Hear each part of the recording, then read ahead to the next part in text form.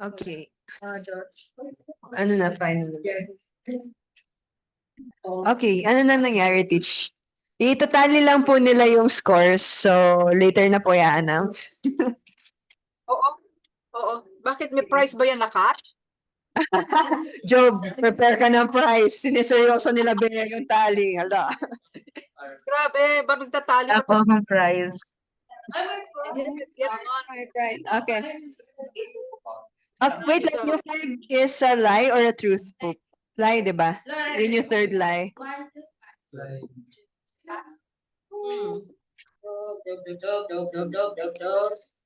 Okay, lesson na ba? Yeah, kailangan ni Bea time. Yeah, lesson na muna. Huwag na muna Bea magtali. Pwede na yun. Seryoso nyo talaga ha. Paano na yan sir? Bonus. Paano? Exam. Okay, Job, go ahead. Okay po. I'm going to... Can you see the presentation na po? Yep.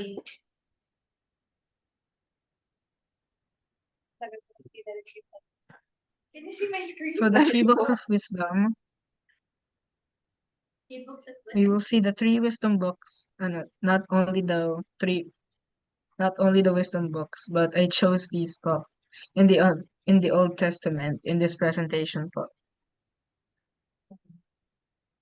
Number 1 is the book of Proverbs. Imagine her as a kind young teacher telling us what to do, if it's good or bad, and she also tells us the rewards of the righteous, and the bad people will face the consequences. I prepared a video for this then po.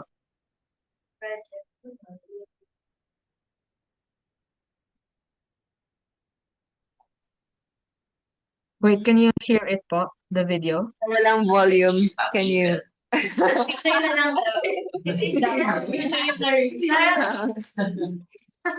Before you share screen, you should put a check on the share audio. Okay po, wait lang.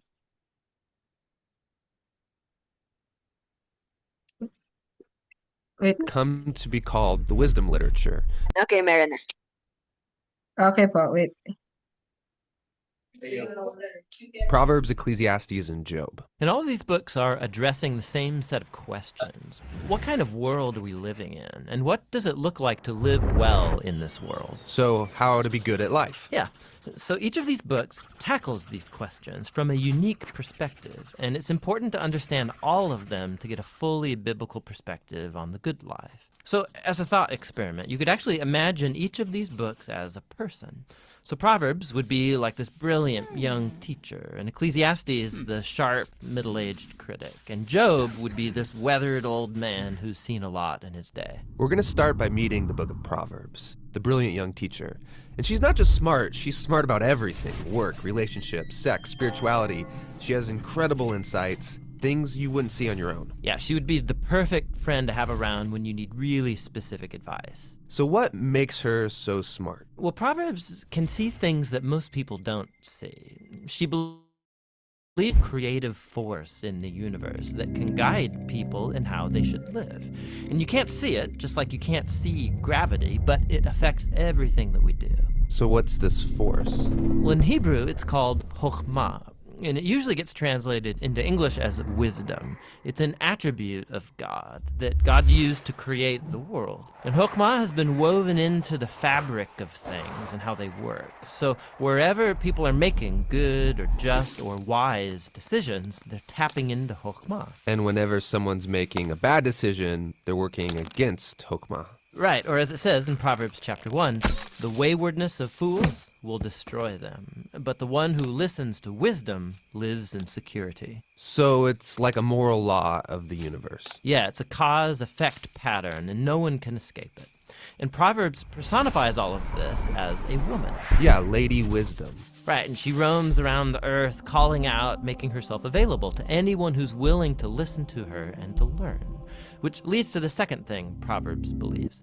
that anyone can access and interact with wisdom and use it to make a beautiful life for yourself or for others. You can create with it like a designer. Yes, in fact, chokhmah in Hebrew isn't simply intellectual knowledge. The word is also used to describe a skilled artisan who excels at their craft, like woodworking or stonemasonry. So you show you possess chokhmah when you put it to work and develop the skill of making a good life. Okay, that makes sense. So let's do this. Let's go find some wisdom. But before you do, Proverbs has one more really important thing to consider. Chokhmah isn't some impersonal force. It's an attribute of God himself.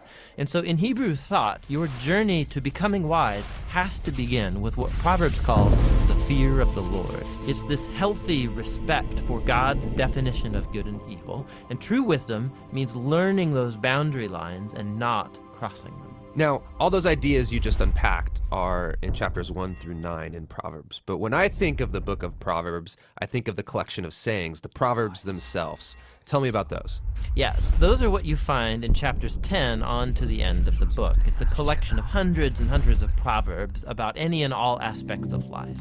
And chokhmah gets applied to them, resulting in this wise guidance to help you find a path towards success, and no matter what you do. If I design my life with these sayings, life is going to be good.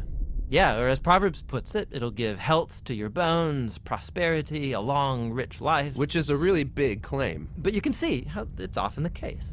Wise people, they tend to do better. Things usually work out well for them in life. And so that is the promise and the wisdom of the book of Proverbs. The book of Proverbs is really beautiful. But if we take a step back, some people would argue it's a little too simplistic. Because sometimes horrible things happen to really wise people, and sometimes foolish people get rewarded. It doesn't always work the way we think it should work. That's right. Which is why we need to go and listen to our next wise friend, Ecclesiastes the critic. Because he's wrestled with that very problem, and he's going to push us further in our journey to find the good life.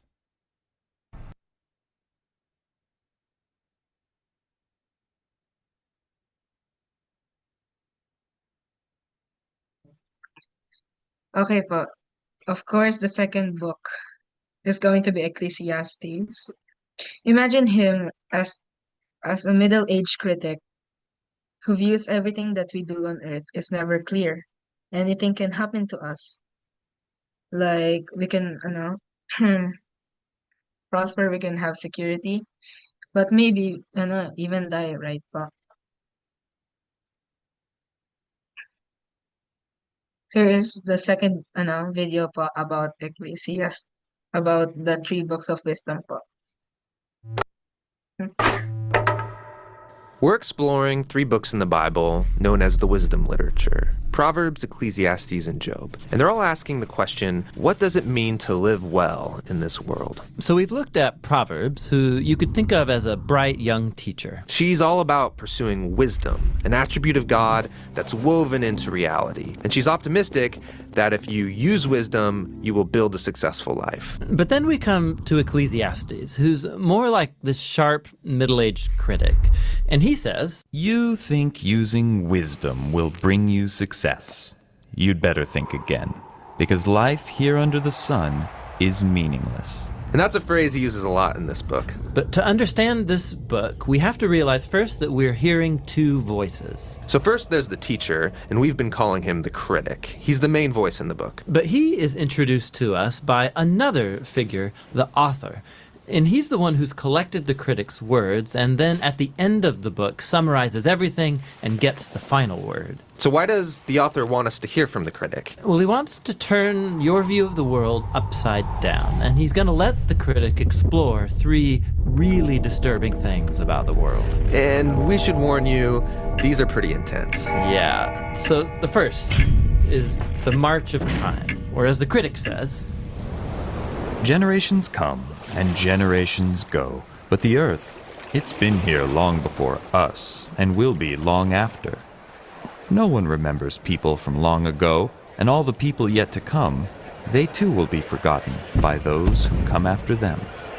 And so on a cosmic scale, you and I, we are just a blip. Stars are born, and then they die and form planets. planets which orbit new stars, and those planets, they change over time and eventually burn out. And amidst this cosmic backdrop, my entire existence is like a blink in time. Which leads to the critic's second disturbing observation, that we are all going to die. Humans face the same fate as the animals, death.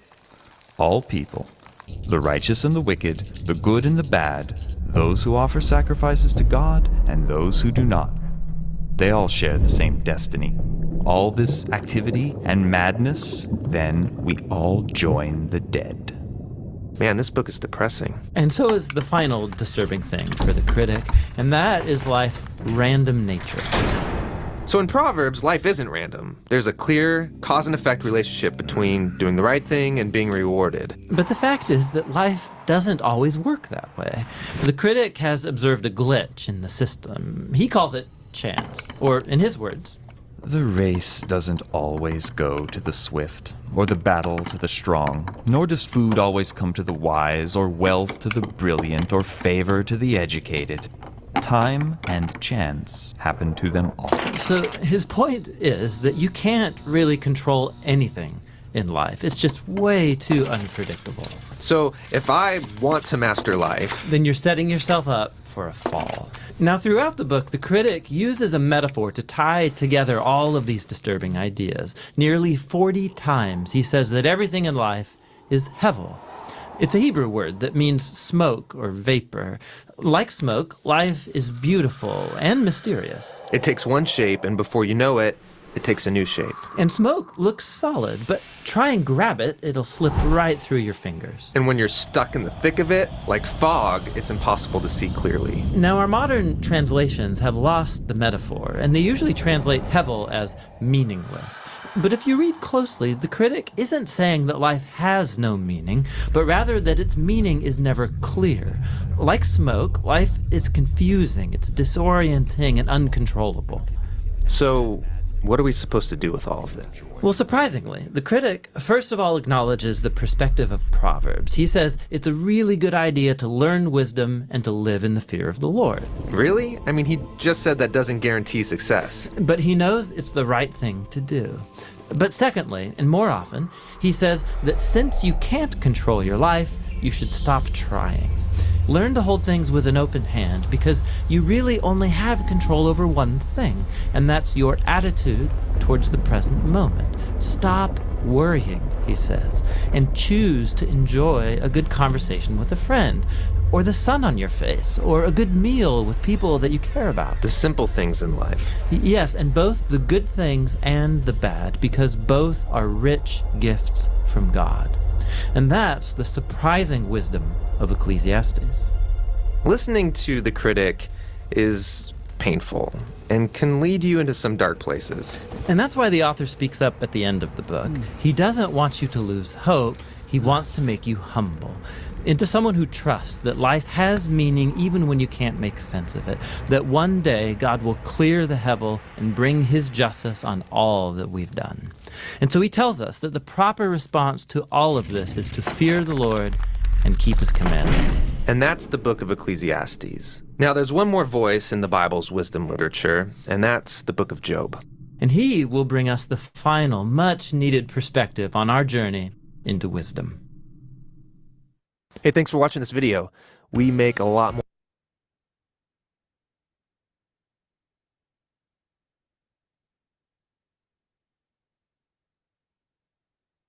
Done? Finished?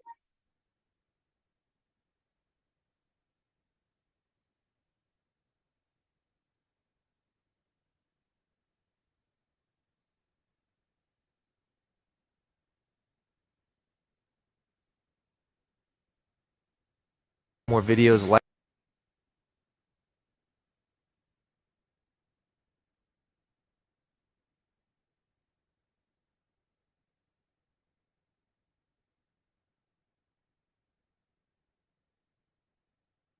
Mm-hmm. So we still have this one?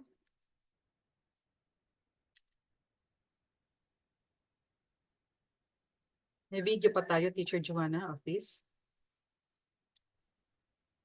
Okay, pause. So the third and final book in the wisdom literature is the Book of Job. Now imagine Job from the book as a man in his 50 or to 60s and is teaching you everything he knows and experienced since he has seen a lot and he has been around for a long time there.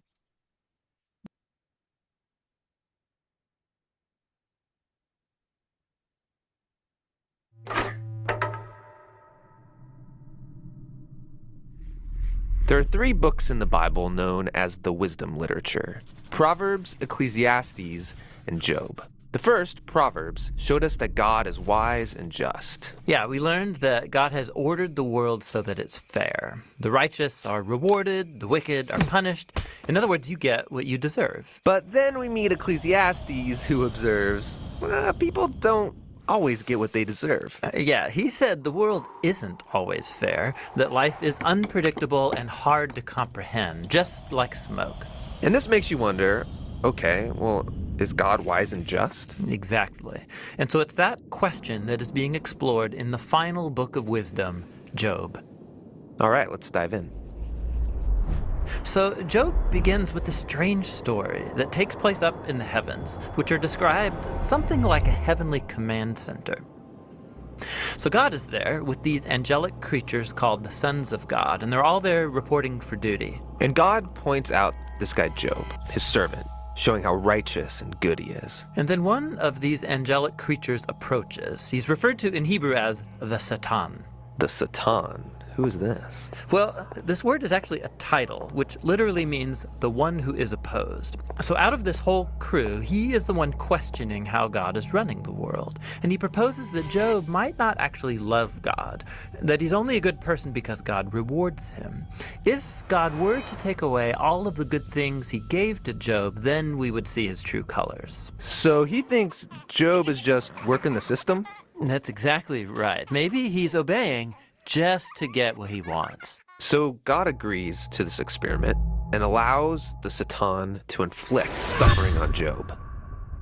And Job loses everyone and everything that he cares about. It is devastating. And remember, he deserves none of this. God himself said so. The remarkable thing is that in the midst of all this suffering, Job still praises God. At least for chapters 1 and 2. But then in chapter 3, we find out how he's really feeling inside. He unleashes this poem that reveals this devastation. It's a long, elaborate curse on the day that he was born. After this, some of Job's friends come to visit him to offer their help. And all of them are like, Job, you must have done something horribly wrong to deserve this. After all, we know God is just, and we know the world is ordered by God's justice and fairness, so you must be getting what you deserve. And for the next 34 chapters, the friends and Job go back and forth in very dense Hebrew poetry. His friends keep speculating about why God might have sent such suffering, and they even start making up lists of hypothetical sins that Job must have committed. But after each accusation, Job defends his innocence. And Job is innocent. He is. He's also on an emotional roller coaster. At some moments, he's very confident that God is still wise and just. Yeah, in other moments, he's doubting God's goodness. He even comes to accuse God of being reckless, unfair, and corrupt. So by the end of the dialogues, Job demands that God come and explain himself in person, and God does so. He comes in the form of a great storm cloud. Now, God doesn't give Job a direct answer. He doesn't tell Job about the conversation with the Satan. Yeah, he does something very different. He takes Job on a virtual tour of the universe. He shows Job how grand the world is, and he asks him if he's even capable of running it or understanding it, just for a day. He shows Job how much detail there is in the world, things that we might see every day, but really don't understand at all. But God does. He knows it all intimately. He pays attention to the beauty and operations of the universe in ways that we haven't even imagined and in places that we will never see.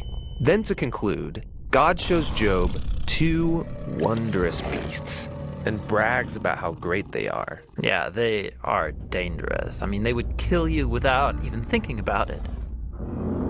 And God says they're not evil. They're actually a part of his good world.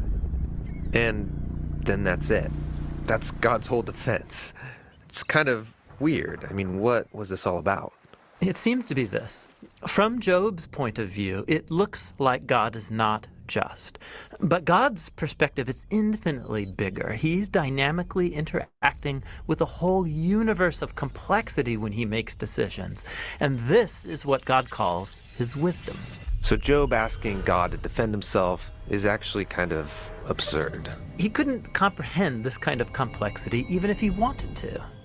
So where does this leave us? Well, it leaves Job in a place of humility. He never learned why he suffered, and yet he's able to live in peace and in the fear of the Lord. But that's not where the book ends, because after this, God restores to Job double everything he had lost. And this, again, is surprising. I mean, is this a reward? Is God saying, congratulations, Job, you passed this elaborate test? No, I mean, the whole book just made the point that Job losing everything was not a punishment, and so now getting it back isn't a reward. So why does he get it back? Well, apparently, God, in his wisdom, decided to give Job a gift. We don't know why. But what we do know is that Job is now the kind of person who, no matter what comes, good or bad, he can trust God's wisdom. And that's the book of Job, and the end of our wisdom series. These biblical books of wisdom are amazing. Each one offers a unique perspective on the good life, and you need to hear all of them together as you learn to live with wisdom and in the fear of the Lord. Hey, you guys, thank you for watching. So thank you for watching. Okay. Okay po yan. So, yung next slide, magpapagame po ako ulit. Which is a short Kahoot game lang po. Oh, sige. Here is the pin po just under the slide. And I am going to be opening the Kahoot na po.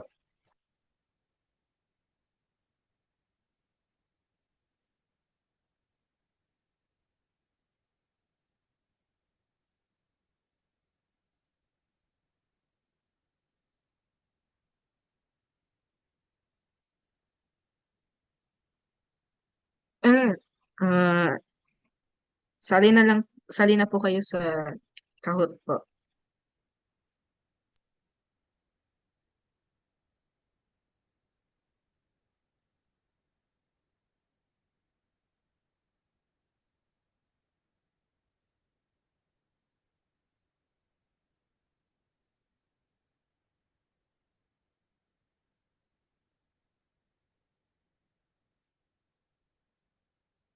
Joanna, parang nakamute ka po. What's that number, Teacher Joanna? 853161. Mas Gcash. 85. Actually. Magkali na lang kami ni Ah, sige. 85. 853161. 3. 1. I'm not joining Yung cellphone ko nag-record eh. Yeah. Do you have internet? Mine. Saan na lang proof of payment? Kaya daw. Gcash.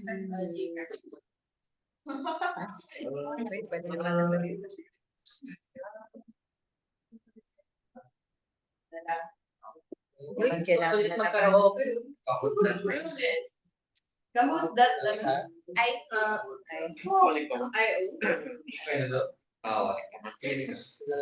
Kailang yan.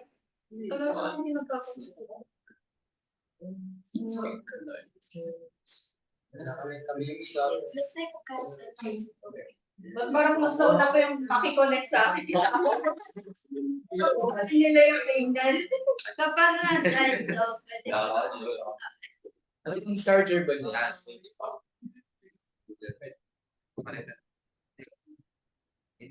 But it's okay, nakakulit yung tablet ko to pag pwede. Asa pa kulit siya sila. Yun, no? Use ka muna lang ate Jo. You can use my tablet. Ito. Good. 853161. Isang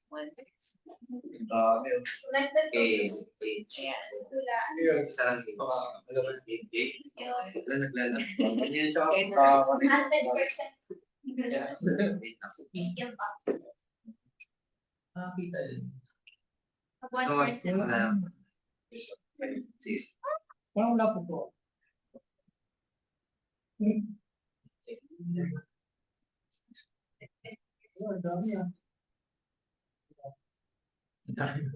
Again.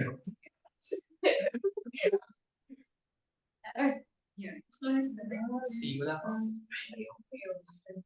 Yun si Smoke. Sino kaya? May nag-smoke. Si Elso. Hevel. Parang sa ano yan Ecclesiastes. Na-influence na. Si ano? Favorite ko. Alam ko na yung sa tribo. Culture. Meron pa nga ba? Ako ka. How can you change your name? Papractice pa po yung mukha. Kailangan mo i-restart yung yung website if you want to change. Refresh.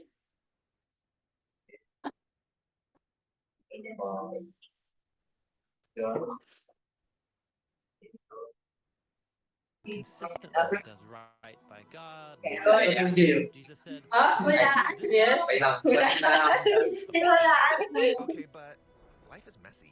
Ready na ba, guys? And situations May kulang pa. even so you know what it means to do right. Oh, wait lang, sila TJ sasali pa. That is the question. No. So remember, Jesus was an Israelite, and the I know, Bible is it's full of the answers to that Bible question. verses. And profound. To do right by God and people, you need to learn God's Kasi para sa wisdom. And how do you Ano? learn wisdom? For Israelites, you find Yun. God's wisdom by Pag-ibig, reading 8, 5, It's 6. called the One, Torah six. and Prophets. The Torah, that's the first Five. 5 books of the Bible. Right. One. In Hebrew, Torah means teaching. So it's often Ngayon lang used in our Bible. Sige. Okay na. Ano? 8, 5, 3. Right. The Torah Okay. is One. God's plan to partner with humans and rule. Pangalan natin ni Lala. Ah, Will in that partnership. Yan. Unity and Okay na. That would be the rescue plan. First, by choosing Wala na. and then rescuing the Okay na, Israelites, and then by inviting them into a covenant relationship. Right. The story Okay na of po, Moses Chair. on Mount Sinai. Okay na? Sure na, guys? Wala na habol? Okay, go na. Now, after the Torah comes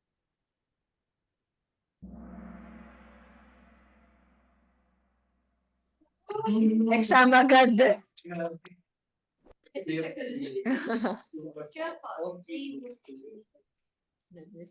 Uy, nag-read yung website.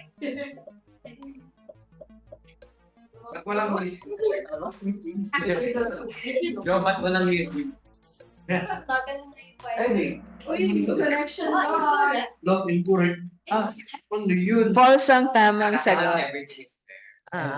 Kasi Ecclesiastes daw. Tsaka Job. Tsaka yung Job, di ba? Parang hindi naman niya deserve na yun yung mangyayari sa kanya. Okay. Oy, si Vivian Vivian. sa'yo number 1. Sure, kasi pabilisan din po yun. Nice, nice. Who you gonna go? Uy, ayan na yung favorite. Una-una. 50% na. Naalala niyo naman yung Hevel, di ba? Isa yun sa mga kalaro niyo. Unclear. Unclear. Okay. Ecclesiastes. Reminder, Sino nagsagot ng Job? Sino nagsagot ng Job? a friendly reminder from Bea, smoking is bad. No. Of course po. Dito ako. Ecclesiastes lang, Chair. Hypothetical smoke daw, sabi ni Tristan. Ilang questions? Hindi ko alam. 5 lang po. Okay, next. Exam. Sino nagsagot ng Job po? Baka misclick. Siyempre, wala nga amin. Si Tracy, sino si Tracy? Tracy? Tracy. Tracy. Si Tristan. Oh, si Tristan. Nice, Oh, ang nice. galing niya na. Kuya Tristan. Ang bilis ng kamay. Mabilis na Multi-select. Double points din. Oh. One. Wala, what? Oh. Based on shares na napag-aralan po. Naging wifi. First na. Bilis niyo sumagot Hindi naman ako. May check na agad. Ayun. Go, Just DJ. in time. Sure, dalawa lang po yung tamang sagot. Pag meron naging tatlo sa inyo, lagot kayo. All correct. Sino nagsagot ng blue chair? Kaya double point. Clear instruction. Kaya Okay, sure, double lang. yung tamang sagot, an attribute of God and knowing what's right. Knowing what's right and wrong. Okay. Partially lang ako. Partially. Yun nga, akala ko nga rin 2 points per ano. Partially correct lang. Si Smoke yung ano. Muna si Hebel. Buhay na si Hebel. Wow, Hebel, ang galing. Sino si Smoke? Si Hebel po, chair. It's ano clear in your phone. Kaya niya pa humabol po. Yes. Consistent. Next time, galit natin si Smoke.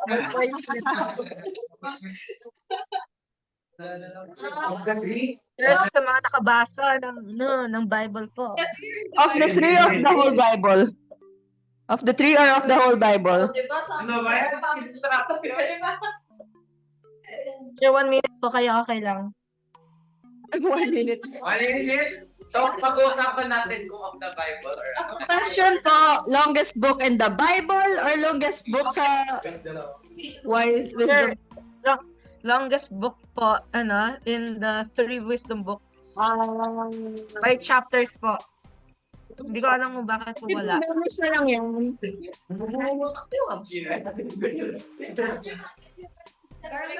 ko po sure alam kung bakit wala, sure. Let's go to the Bible. 14 seconds.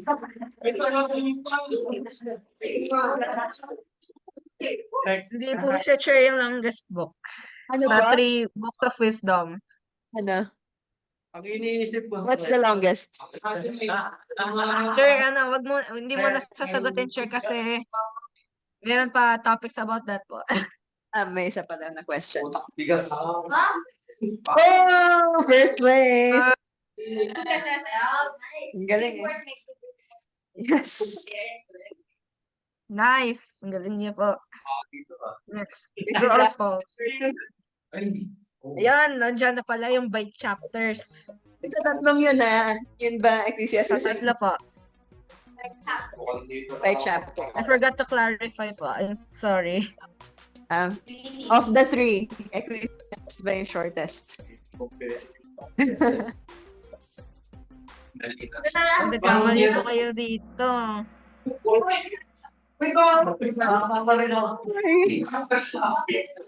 Yes! Hindi na natin share kung sino yung pinakamabilis na kamay. Bakit pinakamabilis na wifi? Si Kuya Tristan, yung number 3 po. Si number 2 po si Kuya Lucky. Tapos number 1 si... You love Yan. Tapos si number 4 and number 5 po si Andrea. Tapos si Ate Vivian po. No, wala. And then now it's Congrats. Salamat po. Okay po, so meron pa po akong tatlong slides after this po. Ay, meron pa daw. Ha? Ito po, question. What was your favorite book? Alam na yung Out of the favorite 3. book. Out of the 3 po. Out of the 3. For me. Go. Sige. Sino ang Proverbs? Raise ng hand. Ganun na lang. Ay, nasa yung phone? Thank you. Ah, sure, pwede na lang poll. Sure, pwede na lang na mag-poll. Ano po? Mag-poll? Asa JC? Ano, ilan bang nag-raise? Ayan. Sure, mag-poll na lang po sa online. No? Hindi kami pwede mag-poll kasi lahat kami nag-share. Lahat Oh, kami yeah, nga pala. Raise your hand. 1, 2, 3, 4, 5. Ayan, 5. Okay, so wait, Team Proverbs ay sige, ito, sulat natin. Si Angel, Liza. Yes, nice. Ethan and Erwin. Joke ay Okay. So, yan yung Team Proverbs. Tama ba, Job? Naka-raise ka ba ng hand? Or Opo. Team Proverbs ka, hindi Team Job?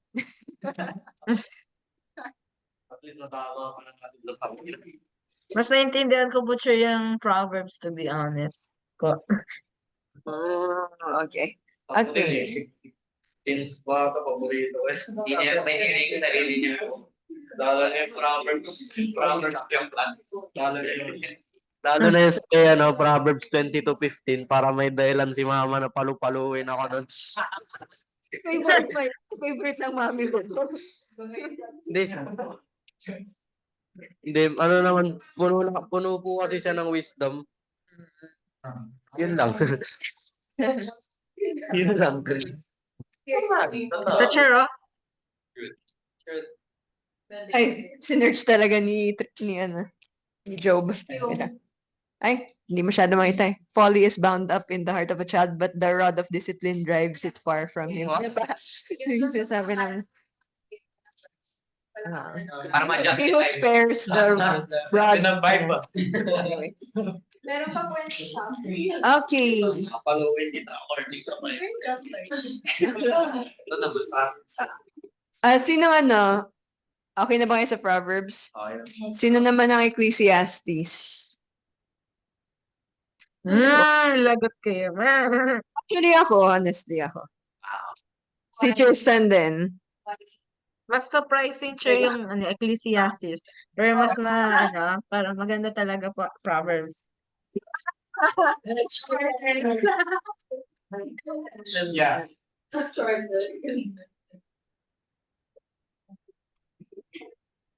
Kami tatlo lang talaga. Okay. So the rest joke. They're special in their own way. Ay, okay. Paalis na rin yung mga guys. So, narong spelling ko pa yung sarili ko So name. the rest joke na yan. So the rest Job ang inyong favorite. Yeah. Yes. Okay. So, bakit Okay Job? po, so second to the last slide is how do you view the 3 books of wisdom? How do you view? Paano how do you view? It's optional naman po, hindi kailangan lahat. Paano yung mga uuwi? Yung mga uuwi na lang sila yung mauna kasi nag-aantay na yung parents. Opo. Hindi po.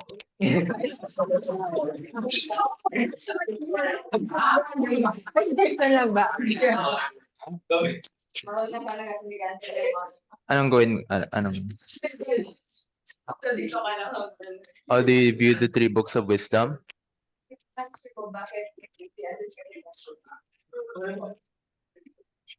Seems like the most down to earth. It's so real. Mm. real. Real. Tapos despite yung parang despite yung parang at first, it seems nihilistic yung outview niya. Pero once you get to the end, yung the idea that if you're not guaranteed success in life because of your actions, then might as well just enjoy the things that you've already got. So yeah. Savor the moment. Yes. Cute naman, cute. Next question. Okay, so pwede na umalis, Tristan. Pero before that, picture muna tayo. Ba- Okay, I'm going to stop presenting na po. And also, wait. Wait Thank you lang, for listening. picture Maybe muna. this time, Teacher Joanna, this is a good time siguro to read these 3 books, no? Yeah. Haven't read these 3 books yet. Maganda na basahin ulit. Your shortest Ecclesiastes. From shortest to long. Okay, picture muna tayo, guys. Job, can you stop sharing para makita lahat?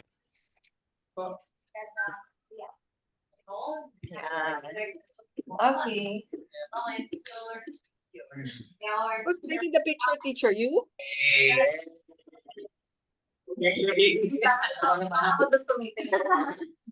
Itang A muna dyan.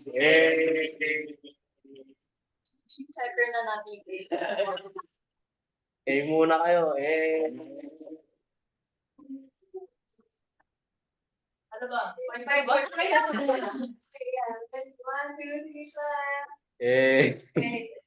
Say A. Hey. Next naman, E.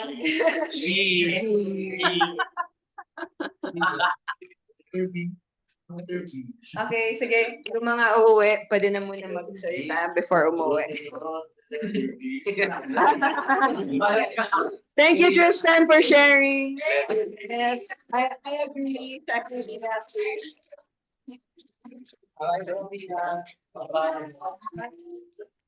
Si BC May naman muna. Ano, by the way pala po, Sir, Sir Joanna.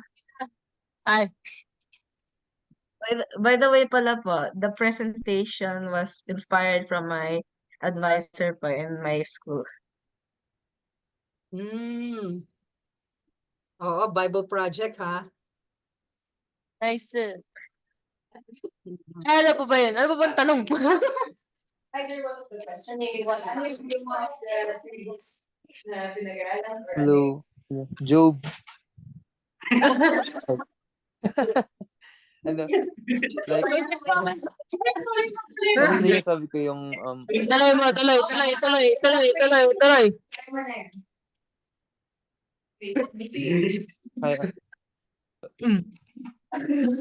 pwede na ako mag-talk. Yes. Teacher Joanna. Liam, go on. You remember my presentation from like a month ago? It's from Proverbs, right? Okay. Yeah, well, the in your hands, well, that's an inspiration from my graduation doxology. Wow. Nice. Pero the entire lesson, well, it's actually just my idea. Oh. Ang galing, no? Yung mga youngest natin, si Job and si Liam, yung mga topics na gusto nila is about wisdom talaga. Ang galing. Kasi yun ang dapat mong kunin before anything else. Yeah, so they chose right to really study wisdom first. Oo. Kasi very seldom nangyayari to sa mga bata pa eh. Kasi ang May tendency mga sasabihin pa dyan. Pagsabi na kayo.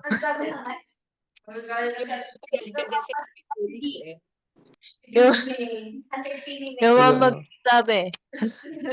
Hello, for me, yung 3 books of wisdom, parang guide natin siya in this world kasi madaming worldly wisdom. So, syempre nasa world tayo, so surrounded tayo ng worldly wisdom. And at the same time, medyo, if hindi ka Christian, you will be confused and easily deceive those. So, yung tatlong books of wisdom na yun from God, yun yung parang light natin in this world so that we will not lose our path to God.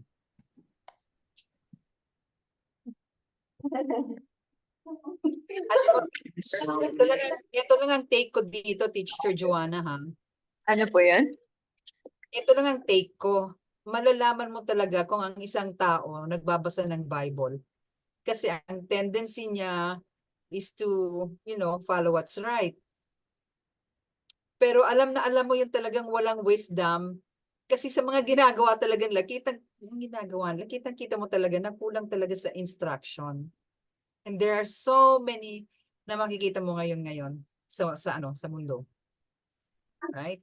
Ay, ikaw. Hello po. Yes.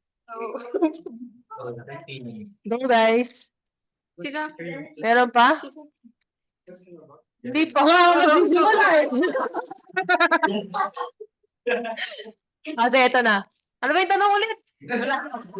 Ay, kung ano yung favorite at bakit yun yung, bakit yun yung favorite ko. Why is that Siguro your favorite? English.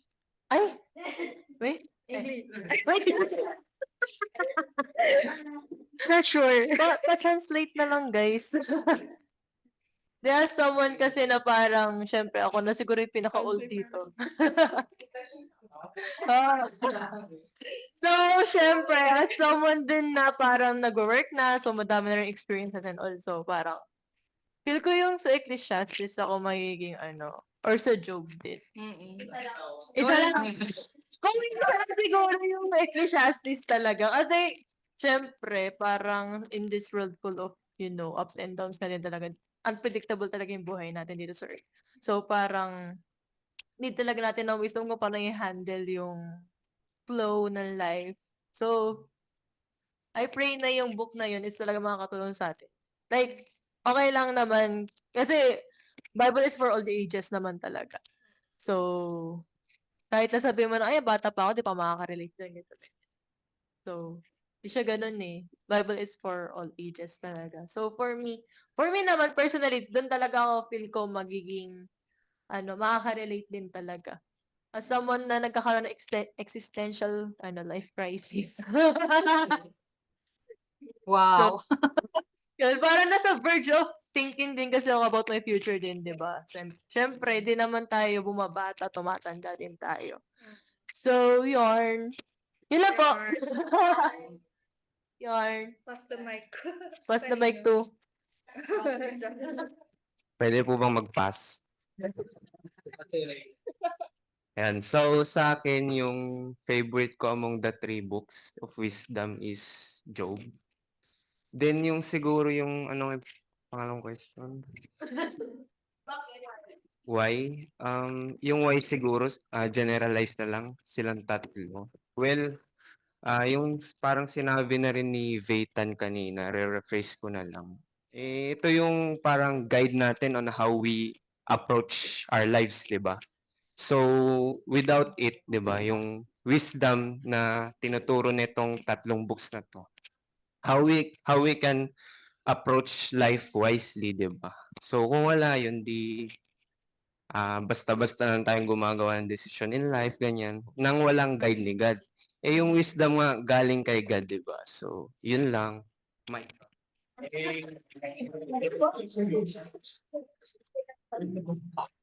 Mic drop. Mic drop.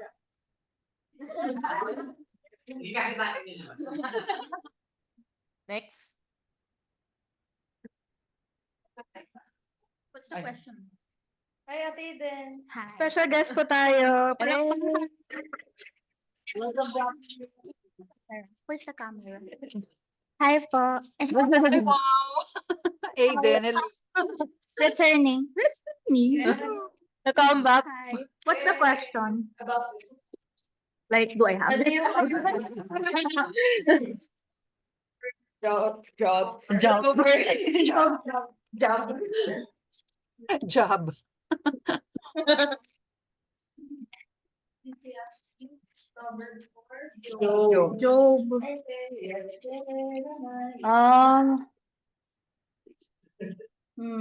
I guess Proverbs, because as we all know, Proverbs really give us verses that help with wisdom. There are times na in life, as usual naman, there are times when you really don't know what to do, and sometimes it feels like no one can help you. You can ask your friends, your family, but there are times when it's not enough, or like it gives you a perspective na sometimes they give you perspective, but at the same time you're still confused. So, you get it? So, relate. Okay, so, Relate. there are times naman na you turn to God because okay. Okay. Um so for example, earlier I was there lang sa service and they played a song which I haven't really heard in a while, yung I Could Sing of Your Love Forever. I really cried. Nakita ko yun. Yeah, I cried like, oh, ah, it's life. Life is sometimes unpredictable. True. Yes. That is true. Yes, and ayun. Ayun, life. Amen, God. Amen. Amen. Woo! Thank you for your wisdom. How could I top that? Pwede tayo mag-podcast dito. Hi guys, welcome to the podcast. Welcome to the This is podcast. This is episode, episode 3? Episode 3. Uy, hindi okay lang. Nakakaya naman. Sige, sabi mo. Actually, ngayon pa lang ako nakadaan sa Ecclesiastes, Proverbs, and Job, to be honest. Pero the book that resonated with me is Job. Kasi besides na siya yung longest book, gusto ko ma-challenge.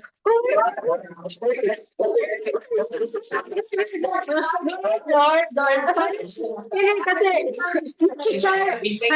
I'm experiencing so many challenges in my life right now. Right.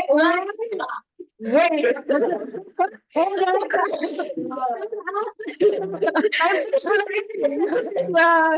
Ayun, besides longest book siya, I just realized na parang that book really views the problems of Job. And since siya yung pinakamahaba or pinaka-longest the book, it means na marami rin siyang problema. So it means na hindi lang pala ako yung may maraming problema. Like, it's really life. Like life is hard and like, only Job says na parang if you're in that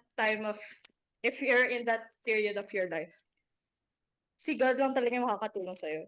Kasi yung as mentioned na maraming kagaya ni Job, like yung mga friends niya, di ba, parang kinocomfort siya. But he only he was only comforted when he turned to God. So parang yun yung parang naano ko sa Job na parang kahit anong mangyari sa buhay, even na may mga friends ka na iko-comfort ka, si God lang talaga yung who will stay and be your partner sa lahat ng mga challenges mo sa buhay. And naalala ko yung parang pinag-usapan namin na parang when you are at the darkest times of your life, it doesn't mean that God is not pinabayaan ka na. It means na parang God is further developing you. Like alam mo yung sa film photos, you need to be in the dark room for the picture to be fully developed. Kasi if linabas mo siya agad sa dark room, magiging ma-emphasize sobra yung highlights, yung shadows. So it also means na parang when you're in the dark room and God is working on you, let Him, siya na mag-decide if kailan kanya ilalabas sa mundo. Parang ganun.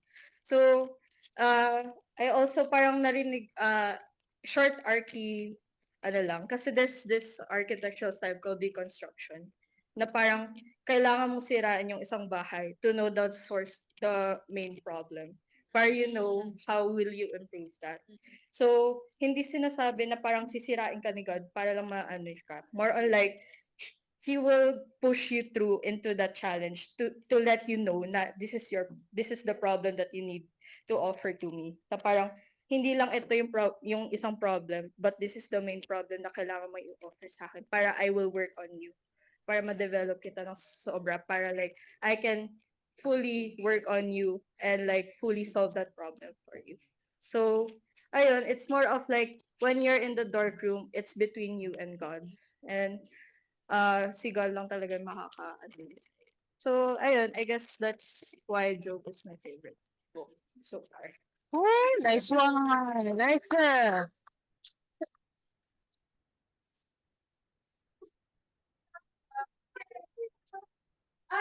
Dun, dun, dun, dun, dun.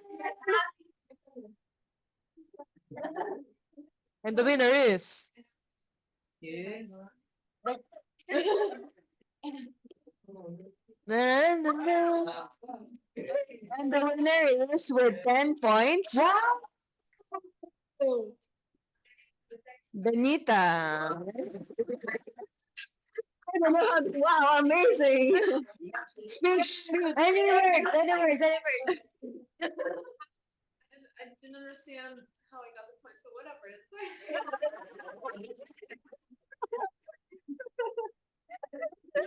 Okay. Amazing. You're a natural lie detector. Kailangan ng wire. Okay, thank you, Bea. Ice. Okay, pwede na umalis si Bea. Kami na po yung Ay, kasi alis. Okay.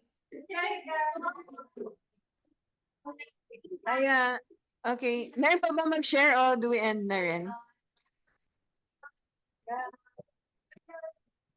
Yeah, I guess we should end na rin kasi magpo 4 o'clock na po. At nag-aantay pa rin po yung ibang parents.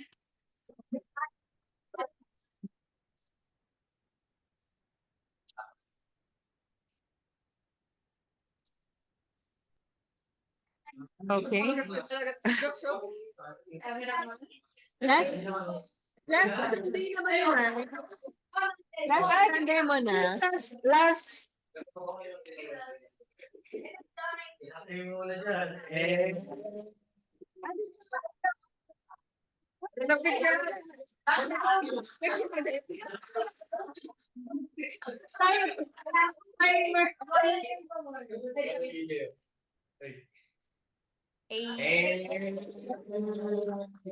Lai, what's your favorite book?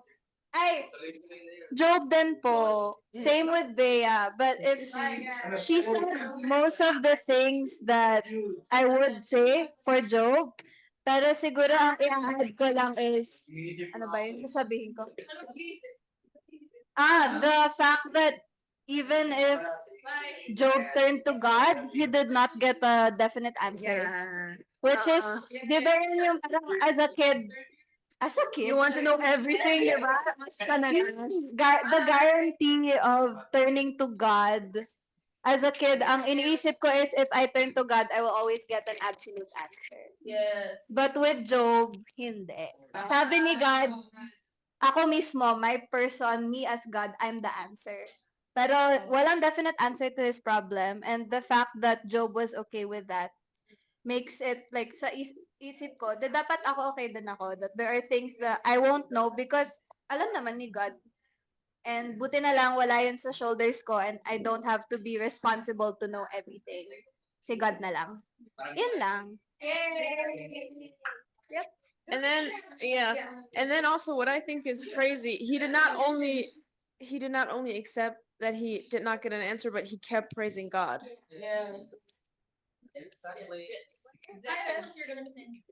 No, that's all I said. He kept praising God. So 3-part answer. Turn to God. Be okay with not getting an absolute answer. But and all the more. Yeah. 3-part. That's why we like the book of Job.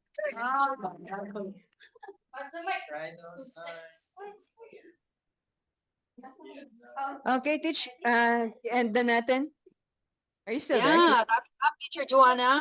Very good ang mga input at saka mga insights, no? Yes. Oo nga eh. Lahat naman ng books na yan, importante. Depende lang sa how you relate dun sa mga nangyayari dun sa book na yun, ano? Lahat naman magaganda sila. Yeah. So, teach, close na tayo in prayer. Yeah. Okay, go. Who's gonna close? Me ba? Hey, kahit sino po. Go. Ay, teacher, so kayo daw po, request nila kayo po mag-close. Oh, let me read to you ha, kasi ito yung last ng Ecclesiastes eh. Sabi Yan, dito, yan. Ito yan. now all has been heard. Here is the conclusion of the matter. Fear God and keep his commandments, for this is the whole duty of man. For God will put every deed into judgment, including every hidden thing, whether it is good or evil. And so, Lord, thank you sa iyong words. Thank you, Lord, for the books that you have given us, Lord, for us to really read, meditate on it, Lord, and not only to read and learn and hear, but to really obey. So, Lord, we pray for wisdom sa aming lahat. As we go through our lives, madami pang mga challenges na mangyayari. We have heard the story of Job na talagang lahat na ng pain naranasan niya. And and when we compare our lives to his life, Lord, parang we can never compare sa mga nangyari sa kanya. But Lord, iba-iba din ang mga dinadala naming mga kabigatan. But I pray, oh Lord, that you would just see us through with every season or journey namin sa buhay, Lord. So there are lots of us, Lord, lots of us here needing your wisdom. And so we pray because sinabi niyo, Lord, that if we pray for wisdom, you will give it, Lord. And so that is our comfort and consolation, Lord, sa mga nangyayari sa amin. But Lord, we just want to praise you kasi hindi lang naman lahat sadness and suffering. We've also had our share of goodness and nice and wonderful moments, Lord. And we want to praise and thank you also for that. In Jesus' name we pray. Amen. Amen. See you guys next Sunday. Thank you, Joe. Bye po. Thank you, Joe. Thank you din po. Thank you to our special guest. Oo nga, teacher. Sino si Smoke? Hindi ba alam ni teacher? It's me, teach Sinong it's me? me. Diego po. Ganun ba? Ikaw ba yung naka-highest? Ano, si Tristan po. Si Tristan ba? Sorry, si Tristan. Si Benny. And Gio. Gio. O sino Yeah, si Benita and Gio po. hulaan mo? Sino si hulaan mo? Si Bria. Kaya, Ako po. grabe mga names nyo talaga naman. Guys, yung isang mic. Ayun. Bye po. You guys, Thank you, next Joe. day. Ito po yung ating winner kanina sa Kahoot, si Jill. And her teammate, Benita. Galing ng yung partnership. Wow, ang gagaling. Ang Galing ng teamwork niyo po. Wow. Yay, hi Erwin. Hello po, Kuya Erwin. O si Diego hindi sumama kay Tristan. Alright. Teach. My favorite book is ano po, Ecclesiastes. Oo, ako din. Yes. Ako din. Pero lahat ng books maganda siya. Maganda siya lahat. Pero may mga Yes pages po. Maganda naman po lahat. May